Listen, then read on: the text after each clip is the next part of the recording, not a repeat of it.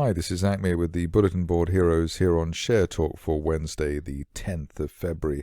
Starting off with what looks to be an early bird situation. We've had Canadian overseas consolidating in the between 0.2 and 0.3 for quite a while now, but we've got the bear trap rebound from below the 50-day moving average to start February, and also a RSI resistance line break to start the month as well, breaking back above the neutral 50 level. So hopefully the shares are on their way. Obviously, if you're cautious, you wait for a break of that August resistance line there at 0.3 pence.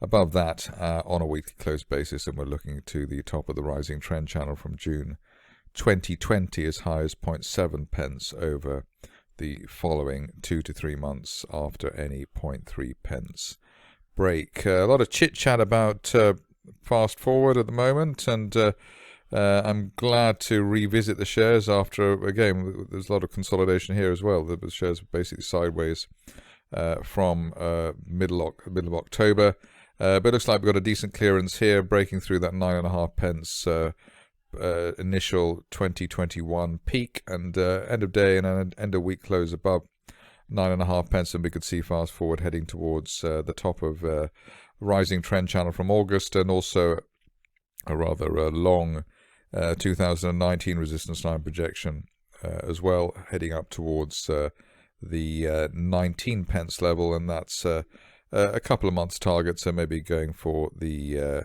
end of April or during April for that target at 19 pence. Upside argument remains in place while we hold above the 50 and 200-day moving averages. They've rather conveniently just given us a golden cross buy signal at 8.3 pence, so that's the best stop loss at the moment. Ideally, there's no break back below even 9 pence and that broken September resistance line.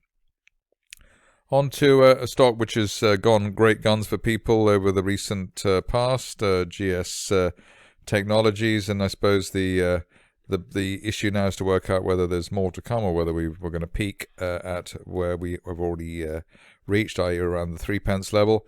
Well, there's a chance of that given how overbought the shares are at 87, but probably the best way forward here is to say that while we're above yesterday's high at 2.3 pence, there could be further upside. Best case scenario target here up to 5 pence, but below the floor of the rising trend channel from last month at 2 pence would certainly put the shares back into consolidation mode, or even into bear mode. But at least while we're above yesterday's peak, 2.3 pence, the best case scenario target here is 5 pence, hopefully by the end of next month. Stock which has also done rather well of late is Genedrive. I have to say I'm amazed myself even by the way the shares have gone. Did trumpet the way that the stock had gapped through resistance and then held the gap after a couple of sessions, and since then we've broken through the 200-day moving average at 96 pence with relative ease. And now we're coming up against that old September peak at £1.54. The target, the high today rather, 155.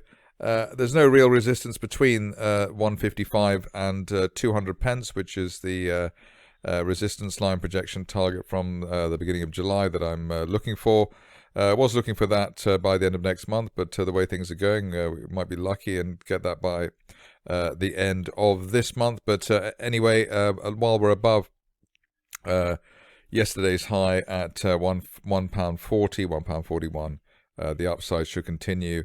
There is some resistance on the way down from June last year at £1.62, so in theory that's the next target for the shares above £1.55, and then up after that we should be clear to 200 pence plus, but obviously let's see how we go. But above 140 looks pretty good for Genedrive at the moment. Stock which doesn't get that much airplay compared to Genedrive, at least, is I-Nexus Global. Here we're looking for a clearance of the 7 pence area, which is basically the initial 2021 highs, intraday highs. Above that, and we could see the shares head towards 12 pence plus at the top of the rising trend channel from last March, as soon as the end of next month. This stage only really back below the 20-day line, 5.8 pence, really delaying the upside scenario, but probably is worth waiting for a definitive clearance of 7 pence before getting involved there, just given the way that we've seen the shares in a 4 to 7 pence range for many months now.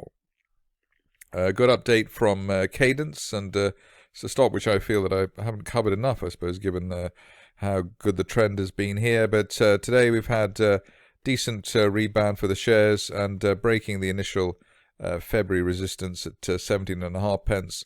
While we remain above that and the 20-day moving average at that zone, the minimum on the upside here should be up to 25 pence, which is the top of an April 2020 price channel, as I said, by the end of next month.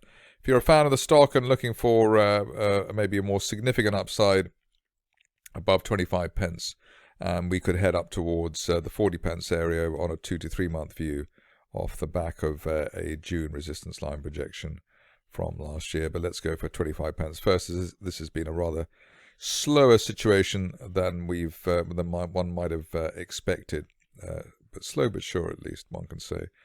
NCSI is next, and Netscientific is the name of the stock, if I can type out the right EPIC code. Here we've got a great break of the initial February resistance there at 58 pence, also just about to break the August resistance as well, around, what was that, 73 pence. So got an initial target there, which we had before, up to 80 pence, but end of day or weekly close above 80, and we could be up to £1.20, which is the top of that rising trend channel from September last year. So looking pretty perky for Netscientific at the moment, and only back below that 58 pence, really delaying the upside scenario. One could actually tighten it up to 63, 64 pence, which was the November peak. So perhaps that's an easier money management for people, but either above 64 or 58 preferably,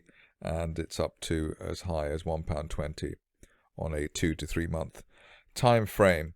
One of the surprise rallies of the year to date has been in Nostra Terra, but I suppose given the extended base the shares made from this time last year, the shares were due a rally. Positives here are the way that we've got the 50-day moving average rising at 0.52. Recent support for the stock has been at or above old resistance, so the 0.5 pence was the area, was the previous resistance. That's now become support. Probably easiest thing here is to look for an end of day close at least above the initial February resistance of 0.73, ideally above 0.8, above 0.8, and we should be heading towards the 1.1 pence zone, and that upside valid while we hold above recent support at 0.6 pence, which is basically today's intraday low. So above 0.6, we should be heading up to 1.1 as soon as the end of next month. Stock which I've enjoyed charting all the way up, given that it was somewhat poo-pooed when it was still in the teens, but the break of that January peak there at 19 pence got these shares going, and we've had basically it was exceeded expectations. I think the initial target here was around 35 pence. That's been achieved, and the last target that I can come up with, given how little charting data there is 47 pence, which is a line of resistance from January. So at the moment, above recent support at recent resistance rather at 32 pence, looking for 47 on Nightcap as a best case scenario target. One of the more talked about stocks at the moment remains Oriole Resources. Just toying here with the peak of last month at 1.8 pence, so looking for an end of day or a weekly close above that. If we can get that, then the target here should be up towards the 3 pence zone, which is effectively the top of an October trend channel, and that could be hit 1 month after, within a month after any end of day close, through 1.8 pence. If you're long on the shares, then probably the best stop loss at the moment is around 1.45, which was the initial February peak. Just a few to go now. One of my favorite setups is an unfilled gap through resistance, and we've got that with San Leon Energy. A bit of toing and froing at the moment, but at least while we're above 28 pence post-August resistance in the gap from earlier this month, the target here could be as high as 60 pence over the next 2 to 3 months, so it looks like a reasonable risk-reward situation there. Also worth noting that the shares gapped through the 50-day line in April last year, so the setup here has been quite a long time in the making. A stock which I didn't cover enough and was a bit late to the party on has been Tasty, but trying to make up for it now. Gap through resistance at 4p just at the beginning of the week, and vertical move that we've got now should take the shares up to as high as 12 pence or 13 pence, in fact, which is the top of a rising 2019 price channel. In fact, we could even see more than that given the strength and the gap through resistance that we've had there so far. Finishing off with a request in this rather long session today. Velocity Composites, some smart money looking at this, and not surprising really. You could argue that the shares have already broken that line of resistance from January and bounced above the 50-day moving average at 20 pence. But otherwise, wait for an end-of-day close through 25 pence neckline resistance, and that should give 40 pence as an end-of-March target for the shares at the top of a rising 2020 price channel. That's it from me today. More updates tomorrow.